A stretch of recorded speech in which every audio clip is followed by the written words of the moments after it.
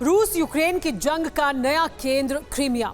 एक तरफ यूक्रेन 2014 में अलग हुए अपने हिस्से को वापस हासिल करने के लिए आगे बढ़ रहा है, तो दूसरी तरफ रूस नेटो की स्ट्रैटेजी का अनुमान लगाकर क्रीमिया में ही बारूद जुटा रहा है। लेकिन सोचिए कि नेटो का यह प्लान फेल हुआ तो क्या होगा? क्या पुतिन के न्यूक्लियर हथियार तबाही मचाएंगे या फिर नेटो किसी और प्लान को एग्जीक्यूट करेगा? अगर करेगा तो फिर उसके लिए क्रीमिया में अभी किस तरह का माहौल बनाया जा रहा है, देखिए इस रिपोर्ट में।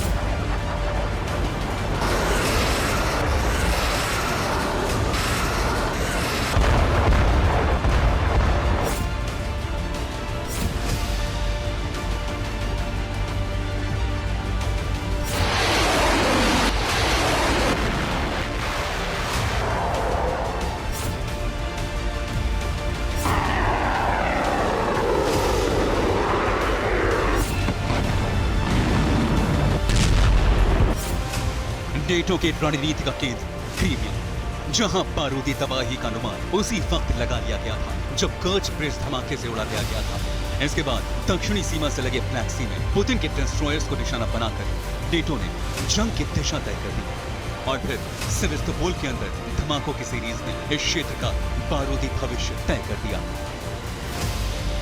यही वजह है कि नेटो की रणनीति समझते ही क्रेमलिन से क्रीमिया की सुरक्षा का ब्लूप्रिंट रिलीज कर दिया गया।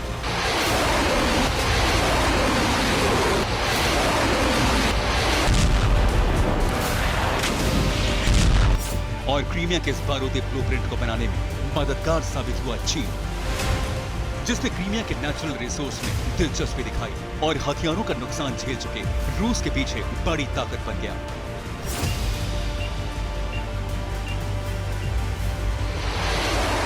चीन से सीधे शिपमेंट क्रीमिया पहुंचे और सुरक्षा का घेरा बनाने के लिए जमीनी एक्शन शुरू हुआ। सैटेलाइट के जरिए हासिल हुई तस्वीर क्रीमिया की उत्तरी किलेबंदी का सबूत है, जिसमें ड्रैगन टीथ मेथड से बनी खाई दिखाई गई है ताकि नेटो के प्लान के तहत यूक्रेन के किसी भी बारूदी कदम को रोका जा सके, जिसकी संभावना गर्मियों में बढ़ चुकी है। और यही वजह है कि नेटो की रणनीति क्रीमिया को सेंटर मानकर की गई है।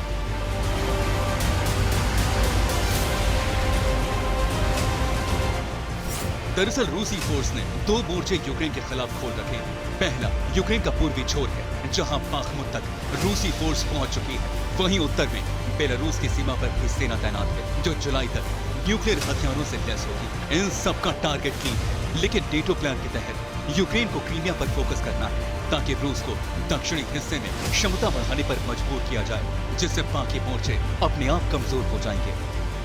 यानी रूस को जिस क्रीमिया के रास्ते हथियार मिल रही है, उसी क्रीमिया को टारगेट करने का प्लान है।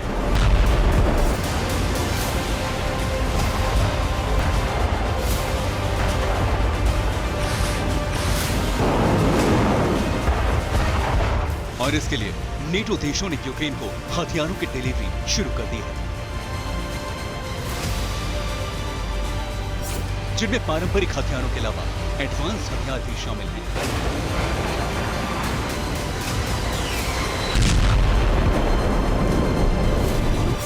ये हथियार हैं बख्तर बंद गाड़ियां, HIMARS, switch blade drone, leopard 2 tank और एंटी टैंक मिसाइल।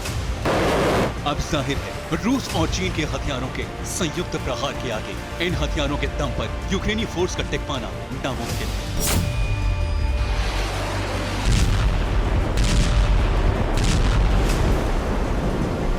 वहीं America and NATO countries made weapon से क्रीमिया पर हमले का मतलब भी रूस को न्यूक्लियर अटैक के लिए उकसाने जैसा कदम है। तो इन हालातों में नेटो की रणनीति क्या होगी? क्या कोई बी प्लान भी तैयार है?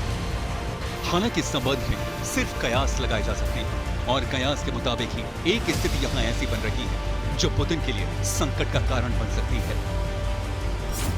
यह स्थिति है तातार विद्रोह। क्रीमिया के अल्पसंख्यक तातार समुदाय ने स्वायत्तता की मांग उठाकर पुतिन के लिए नया संकट खड़ा कर दिया है। संविधान संशोधन की डिमांड करके तातार समुदाय ने क्रीमिया की आजादी को मानवाधिकार का मुद्दा बनाने के लिए पहल कर दी है। तो क्या तातार समुदाय की मांग के पीछे नेटो की रणनीति है? क्या जेलेंस्की तातार समुदाय के सहारे क्रीमिया जीतेंगे और क्या पुतिन तातार समुदाय के मांग पर कोई एक्शन लेंगे? तीनों सवाल आशंकाओं की जमीन से उठे हैं और इस मांग से पता चलता है कि क्रीमिया को अंतर्राष्ट्रीय समुदाय में बतौर रूस का उपनिवेश दिखाने की कोशिश होगी, जिसकी आजादी के लिए वहां के तातार ट्राइबल समूह के विद्रोह को यूक्रेन के पक्ष में भुनाया जा सकता है, ताकि अमेरिका और नेटो कंट्रीज मेड हथियारों का इस्तेमाल हो सके। और यही हालात पुतिन के लिए सबसे बड़ा सिरदर्द बन सकते हैं, जिसका प्रमाण है रूस का वेपन्स डिप्लॉयमेंट।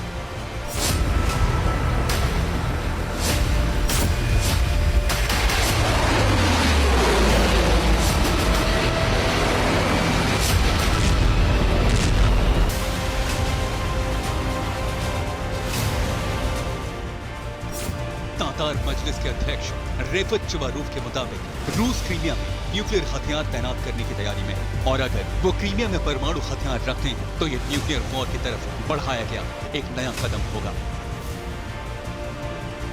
इस बयान से भी इशारा मिलता है कि क्रीमिया को लेकर नेटो का प्लान बी तातार समुदाय का विद्रोह है, ताकि पुतिन क्रीमिया की भली ही किलेबंदी कर दे, लेकिन अंदर उबल रहे ज्वालामुखी के फटने से स्थिति ठीक वैसी हो जाएगी जैसी नेटो चाहता है। लेकिन सवाल ये है, क्या पुतिन क्रीमिया में भी न्यूक्लियर वेपन्स की तैनाती करने वाले हैं? इस सवाल का जवाब क्रेमलिन दे सकता है, लेकिन मुमकिन है कि ऐसा हो रहा हो, क्योंकि बेलारूस में न्यूक्लियर तैनाती को हरी झंडी मिल गई है। बेलारूस में तैनात हथियारों के टारगेट पर बाल्टिक देश होंगे, लेकिन क्रीमिया में तैनात हथियारों के टारगेट पर नेटो का हेडक्वार्टर होगा। इसके अलावा ब्लैक सी में तैनात अमेरिका भी टारगेट पर होगा। हालांकि ये रणनीति पुख्ता प्लान का खुलासा नहीं, लेकिन रूस के क्रीमिया में शुरू हुए एक्शन से पता चलता है कि अनुमानित रणनीति बिल्कुल सही है।